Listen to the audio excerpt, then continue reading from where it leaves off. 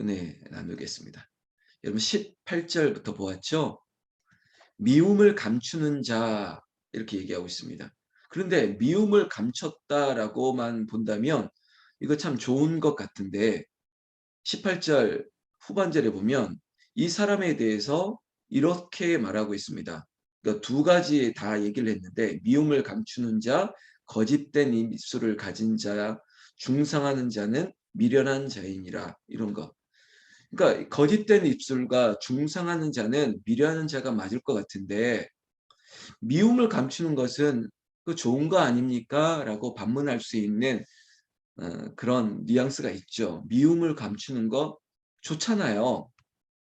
근데 우리가 어제 12절 말씀을 좀 올려서 보면 이런 구절이 있었죠. 미움은 다툼을 일으켜도 사랑은 모든 허물을 가리우느니라. 여러분 그저 슬쩍 덮는 게 아니라 완전히 없어지게 해주는 거죠. 그러니까 가리워진다는 것은 사라지게 하는 거예요. 그러니까 마치 표정 관리만 하고 그저 나이스하게 너 미워하지 않아 라고 하는 그냥 슬쩍 덮는 게 아니라 위장하는 게 아니라 그냥 완전히 지워버리는 거죠. 그러려면 사랑할 수밖에 없습니다. 10절 말씀에도 미움은 다툼을 일으켜도 사랑은 모든 허물을 가리우느니라 이것을 없애고 지울 수 있는 것은 사랑의 힘밖에 없습니다. 18절에 감추는 것으로 족하지 말고 그것을 사랑으로 허물을 덮어라 라고까지 우리에게 지혜의 말씀을 하는 것이죠. 우리가 정치인 아니잖아요. 그저 표를 의식해서 손잡아주고 머리 숙이고 그리고 웃고 그리고 꽈배기 2,000원치만 사주세요. 막 이런 거 아니지 않습니까? 교회에 우리는 사도행전적인 오순절에 천국의 모형과 같은 교회 우리의 신앙생활 가운데 그리스도인의 자세는 그냥 이렇게 없이 감추어 주는 것으로 족하는 것이 아니라 아예 그냥 난 몰라 그냥 내가 한번 그냥 안 본 척 해줄게 안 본 걸로 해줄게가 아니라 완전히 가리워지는 건 지우는 거거든요. 용서하고 또한 내 마음에도 잊어버리게 되는 것 이거는 사랑의 힘밖에 없습니다. 하나님 영혼을 불쌍히 여겨주시고 내 안에 구령의 열정을 더해주시고 영혼 사랑의 마음을 더해주시고 그런 마음이 있어야지 관계도 이어가는 것이죠. 여러분 사랑하지 않는 사람과 함께하는 것만큼 참 힘든 일이 어디 있겠습니까? 예수님께서도 베드로에게 내 양을 먹여라, 내 양을 치라, 내 양을 먹이라 거듭 얘기하면서 그 영혼에 대한 사랑들 그거 잃지 말아라. 네가 목자로 네가 사도로 부르심을 받았더라면 사랑이 가장 큰 힘이라는 걸 얘기하고 있습니다. 한 영혼을 사랑하는 것. 그럼 이 자리에 있는 우리 모두가 그 영혼을 사랑하고 한 사람을 사랑하고 그리고 그 사람을 위하여 기도하고 용서할 수 있는 그 은혜까지 갈 수 있도록 성령께서 우리의 마음을 새롭게 하시기를 예수님의 이름으로 축복합니다. 이것은 인간적으로 되는 게 아닌 것 같아요. 저는요, 워낙 성품이 좋아서 그럴 수 있습니다. 라고 말한다면, 글쎄요, 겸손히 주를 섬기면서 한번 생각해 보세요. 그게 과연 인격으로 될 일일까요? 아니요. 용서하고 사랑하고 막 이런 일들은 성령께서 우리에게 그 마음을 주셔야 되는 것 같아요. 하나님, 용서해야 용서할 수 있는 마음을 주시고 사랑할 수 있게 하여 주시옵소서. 19절에 말에 대한 얘기가 나옵니다. 오늘 저녁에도 이 말에 대한 얘기를 조금 다른 성경을 통해서 은혜를 나눌 텐데요. 말이 많으면 허물을 면하기 어려우나 이렇게 얘기하고 있습니다. 여러분 공감하십니까? 말이 많은 게 좋으세요? 말이 적은 게 좋으세요? 그래서 이걸 뭐 이렇게 이 뭐 선 두 개를 놓고 정해라라고 말하기가 좀 단순한 것 같은데 성경에서는 그냥 말이 많으면 안 된다라고 얘기를 하는 것 같지 않습니까? 왜 그럴까? 저는 단순하게 말이 많으면 실수가 있을 것 같아서 그래요. 저도 말이 많으면 하지 않아도 될 말을 하게 되더라고요. 왜 그럴까? 이 혀라고 하는 것은 말은 제어할 수 없는 키와 같고 또 불씨와 같아가지고 어느 순간 내가 하지 않는 말까지도 나오게 될 경우도 종종 있었던 것 같습니다. 목사도 설교하다 보면 실수할 수도 있고요. 저도 뭐 바른 말만 하겠습니까? 그래서 하나님 제 입술을 제어하여 주시옵소서. 그러면서 하나님께 기도하고 하나님께서 저에게 그런 은혜를 달라고 그냥 더 겸손히 엎드려지는 것이죠. 19절 말씀 우리 꼭 한번 이렇게 좀 새깁시다. 말이 많으면 허물을 면하기 어려우나 그 입술을 제어하는 자는 지혜가 있느니라. 여러분 지혜가 있다는 것이 뭡니까? 하나님의 영이 있다는 거예요. 하나님의 성령의 감동 감화 받은 거예요. 하나님을 경외하고 하나님을 두려워할 줄 알고 내가 이렇게 함부로 말하는 것이 과연 하나님께서 기뻐하실까? 여러분 우리는 심판장이 되면 안 돼요. 재판장이 되면 안 돼요. 그거는 월권이에요. 하나님은요 창조주시고 그리고 구속주시고 심판주가 되세요. 그런데 우리가 이 세 가지를 다 할 수 있다고요? 절대 없습니다. 창조하고 구속하고 그리고 심판하는 역할은 우리가 없어요. 그런데 우리는 이것저것 다 만들어내고 또 이것도 내가 너를 구원해 낼 수 있고 저 사람의 문제를 내가 해결해 낼 수 있고 글쎄요. 어느 정도까지는 있겠지만 사람을 완전히 변화시킬 수는 없거든요. 또한 우리가 판단하거나 아니면 어떤 재판에 어떤 뭐 선고를 내리듯이 그렇게 결정 지을 수도 없거든요. 내가 생각해 보니까 안 돼, 안 돼. 도저히 안 돼. 도저히 안 돼. 뭐 이런 거 있지 않습니까? 우리는 말로 안 돼. 결정하고 절대 할 수 없어. 여러분 입술을 제어하는 자는 지혜가 있느니라. 그저 저는 우리가 불렀던 찬송가 212장처럼 겸손히 주를 섬기고 하나님 나는 아무것도 모릅니다. 나는 갈 바를 모릅니다. 내가 무슨 말을 해야 될지도 모릅니다. 나는 갈 길 모르나 뭐 이러면서 하나님 앞에 지혜를 구하는 거예요. 하나님 내가 이 순간에도 내가 어떤 말을 해야 될까요? 하나님 내가 저 사람 만나기로 했는데 저 사람과 어떤 이야기를 해야 될까요? 여러분 두려운 마음으로 하나님께 지혜를 구하는 것입니다. 그 다음 구절 볼까요? 20절 의인의 혀는 이렇게 얘기하고 있습니다. 말과 혀 이렇게 연결고리를 가지면서 의인의 혀는 순은과 같거니와 악인의 마음은 가치가 적으니라. 순은 뭐 해프로 왜 순금이 아니고 순은이에요. 막 이렇게 따지지 말고 가치 있고 좋은 것이라는 것이죠. 어떤 입술이요? 어떤 혀가요? 제어된 의인의 혀가 그렇다는 거예요. 말을 많은 것이 아니라 그 미움을 가리울 정도로 사랑으로 허물을 덮어주고 그리고 겸손히 하나님 앞에 지혜를 구하는 그 사람의 입술은 그 사람의 모습은 의인과 같다는 것이고 그 의인의 혀는 순은과 같다라고 하면서 하나님께서 가치를 높여주는 것입니다. 그래서 어떤 분의 이야기를 듣고 어떤 분의 그 충언을 듣고 고언을 듣고 나면 마음이 좋을 때도 있지 않습니까? 그냥 더 쉽게 그리스도인들은 기도하는 권사님과 집사님과 또 목사님과의 교제를 통해서 세상 사람들과 아무리 화려하고 아무리 깔깔깔깔 좋고 웃는 그 얘기가 우리를 새롭게 하는 것이 아니라 믿음의 고백들 하는 그 고백을 듣고 감사하게 되는 것이죠. 제가 주보에다가 한번 순복음 교회나 아니면 저 가평에 있는 강남금식 기도원이 다 이제 순복음 계열인데 그 기도원에 가면 항상 느꼈던 게 이제 성도들의 간증을 이렇게 책자화 만들어서 문 앞에 배포를 많이 하죠. 그래서 이런 은혜가 있었다. 우리 기도원에서 이런 간증과 이런 응답이 있었던 것들이 그 성도님들의 글을 이렇게 뭐 나눠주더라고요. 그런 것들이 팜플렛으로 많습니다. 이런 은혜 받았다 저는 받았다. 정말 힘이 돼요. 저기 강남 쪽 저 분당 쪽에 가면 그 여자 목사님 김양재 목사님 우리 뭐지 우리들의 교회죠 참 김양재 목사님 우리 성도님들이 오히려 이 케이블 TV 이런 데서 김양재 목사님 설교도 많이 들으실 텐데 그 교회의 특별한 강점은 뭐냐면 간증이 아주 풍성한 교회거든요.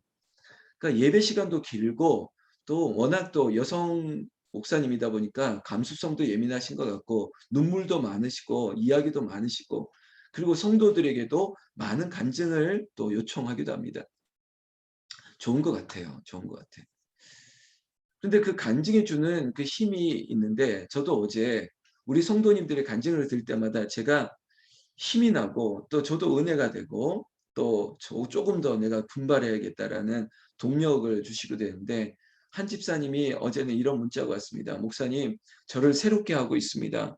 그리고 우리 어머니가 이러이러한 얘기를 했는데 어머니는 그 병원에 입원했을 때 간호사가 아유 우리 할머니는 왜 이렇게 아픈데도 얼굴이 좋으냐고 늘 웃으시냐고 했더니 나는 하나님과 늘 함께하니까 좋다고 그랬던 어머니를 닮고 싶다고 뭐 이런 간증을 저한테 보냈어요. 아마 주일 설교가 어머니 그리고 외할머니 로이스와 유니게의 믿음, 그 믿음이 너 디모데에게 있구나. 이 구절이 마음에 좀 있었던 것 같아요. 그런데 어머니의 믿음을 내가 본받지 못하고 세상의 연락을 즐기다가 이제야 이제 믿음이 뭔지를 알게 되었습니다. 이런 얘기를 쭉 써왔거든요.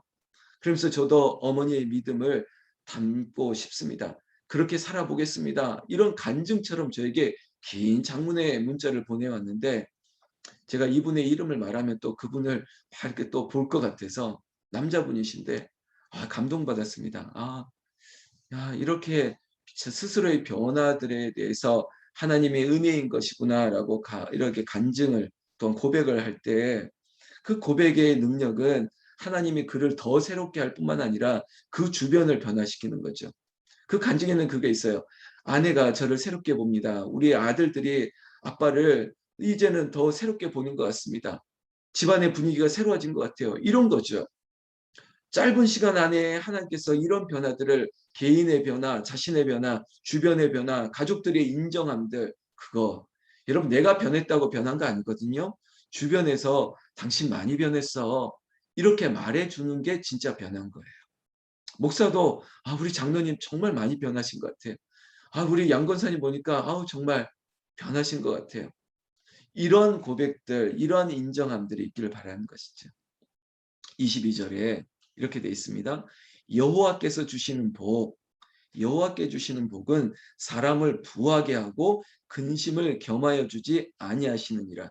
여러분, 여러분들이 담임 목사로 부르고 있는 김지훈 목사는 속물일 수 있습니다. 왜? 나는 여러분들이 부자 되기를 기도하기 때문에. 그런데 그게 진짜 속물일까요? 아니요. 정당한 복입니다. 여호와를 경외하는 자에게 다윗에게 솔로몬에게 부귀 영화를 주셨죠. 그건 당연히 누려야 되는 거예요. 우리가 그것을 사치를 위해서가 아니라 하나님의 영광을 위해서 하나님 재물을 더하여 주시고 그리고 그들에게 허락한 하나님께서 온유한 자에게 땅을 기업으로 주신다고 했으면 하나님 앞에 겸손하게 여호와를 경외하는 자 지혜로운 자들에게 하나님 복을 주시옵소서. 이게 왜 잘못된 거예요? 저는요 우리 교인들이 부자 되기를 원합니다. 그리고 여러분들의 기업들을 또 여러분들의 땅이 하나님께서 쓰여지는 곳이 되기를 원하는 것이죠. 여러분 우리 교회 오면 진짜 복 받습니다. 3년 동안 제가 3년을 지났는데 누구를 보고 그런 얘기를 하냐 그러면 저를 보세요. 제가 복 받고 있지 않습니까? 제가 복을 받고 있거든요.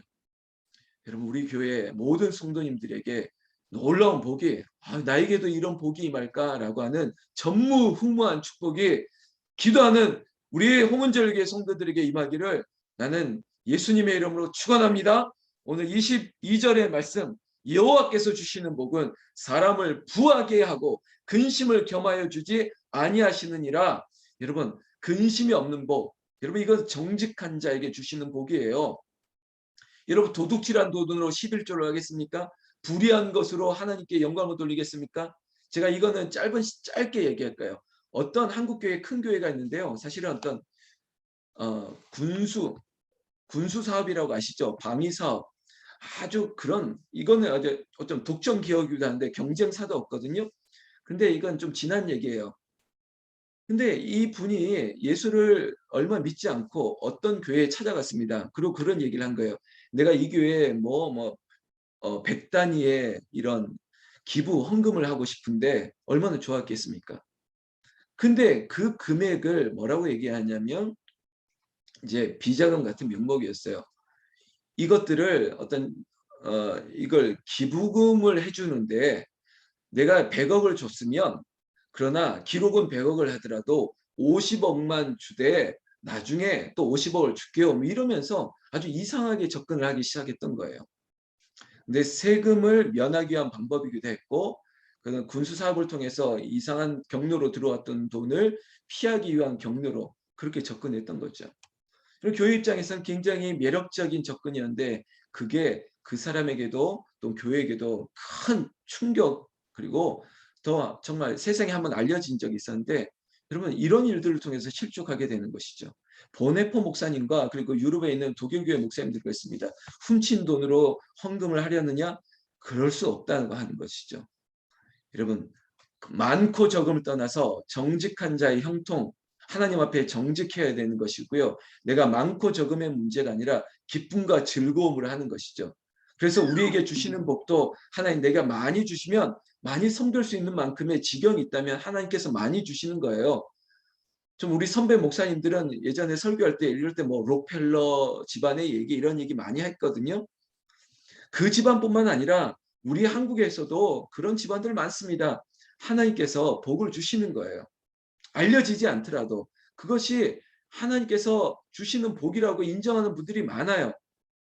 나는 여기에 있는 여러분들 저는 이름을 부를 거거든요. 하나님 충주에서 컴백하게 하시고 하나님 우리가 무슨 세상 말로 우리가 밀려 저기서 떠나는 그런 인생이 아니라 교회로 그리고 가까이로 모일 수 있는 그런 인생 우리가 교회 가까이 가고자 하는 것은 다른 욕구가 아니라 하나님 내가 예배하고 기도하고 언제든지 하나님 앞에 달려갈 수 있는 그런 곳이 나는 좋습니다라고 했을 때 서울 중심부로 오기를 원합니다.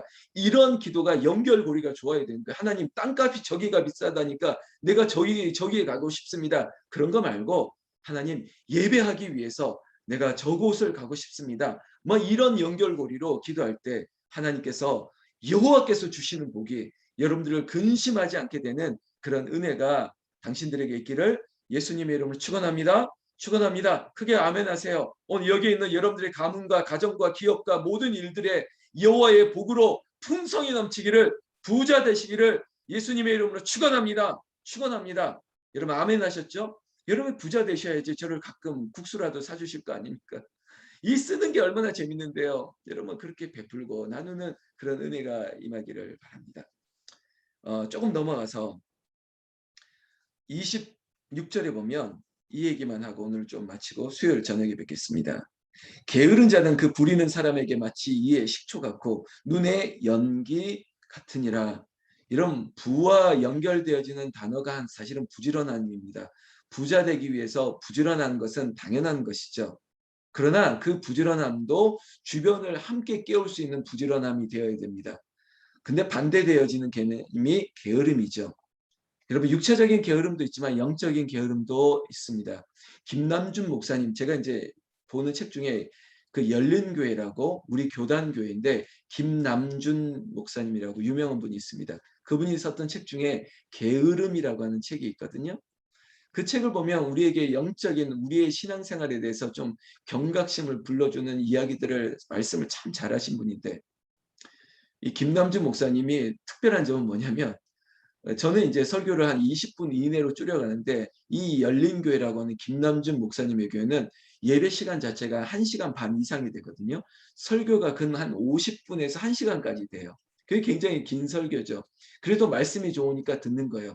근데 저 같은 경우는 저는 말씀이 길면 힘들어지죠. 말씀이 안 좋을 수 있으니까 짧게 하는데 여러분 게으름이라고 하는 것은 우리에게 굉장히 위험한 것입니다.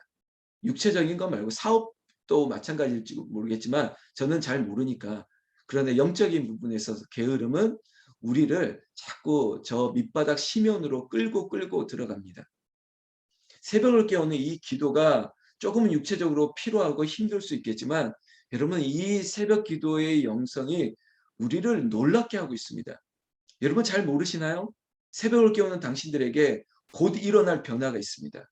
하나님께서 여러분들에게 놀라운 복, 앞서 말했던 여호와께서 주시는 복이 반드시 나는 임하게 될 줄로 믿습니다. 여러분 이거 가지고 나중에 따지러 와도 됩니다. 목사님 내가 새벽 기도를 하는데 내가 별로 변화된 게 없는데요? 라고 따지러 오면 제가 보여드리겠습니다. 여러분 하나님께서 반드시 영적 열심으로 기도하는 여러분들에게 하나님께서 주시는 복이 임하게 될 것인데요. 보세요. 그 복이 뭐냐면 주변 사람들을 온화하게 만들어요. 따뜻하게 만들어요. 부드럽게 만들어요. 그런데 영적으로 게으르게 되면요. 주변에 있는 사람들에게 마치 이의 식초 같고 눈의 연기 같다는 거예요. 이게 인상이 쓰게 되고 불편하고 짜증이 나고 여러분 식초? 갑자기 식초를 입에 삼킨다? 아니면 매운 연기가 눈에 들어온다? 그 좋은 사람이 어떻겠습니까? 그런데 영적으로 부지런하고 영적으로 깨어 있으면 주변이 나를 볼 때 모든 것들이 편안한 거예요. 아까 말했던 가족이 느끼는 변화. 아, 우리 이 사람이 변했어. 우리 남편이. 여러분, 우리 아이가 변했어요가 아니라 우리 남편이, 우리 아내가 이렇게 변한 거예요. 그걸 느끼는 거죠. 그리고 우리 사장님이 변했다는 거예요. 기도하니까 그렇게 되는 겁니다. 우리의 말과 우리의 입술과 우리의 혀와 우리의 모든 것들이 부드러워지기를 원합니다. 하나님께서 여호와께서 주신 지혜로 여러분을 풍성하게 하기를 원합니다. 바로 의인은 번성하고 악인은 멸망하는 거예요. 하나님께서 의인을 결국에는 높여주는 거예요. 저 말석에 있는 의인을 너는 이리로 와 가까이 하나님께서 불러주시는 거예요. 특별히 이 자리에 특별히 우리 남성들 백도선 성도님, 안천연 집사님, 가고철 집사님, 김현범 장로님, 남자들이 이 땅의 남자들이 우리 아버님들이 우리의 형님들이 남편들이 잘 되어지기를 나는 예수님의 이름으로 축원합니다. 길을 열어주실 거예요. 당신들 주변에 우리 사장님 때문에 우리 저분 때문에 이렇게 잘 됐다고 저분을 잘 모셨다고 잘 만났다고 그렇게 인정을 받는 그런 남편들 되기를 예수님의 이름 축원합니다. 제가 이름을 부르지 않는 당신들의 남편, 제가 조금 후에 부를 그 이름까지도 하나님께서 복을 주시기를 번성하기를 거듭거듭 예수님의 이름으로 축원합니다. 기도하겠습니다. 하나님 아버지 감사합니다.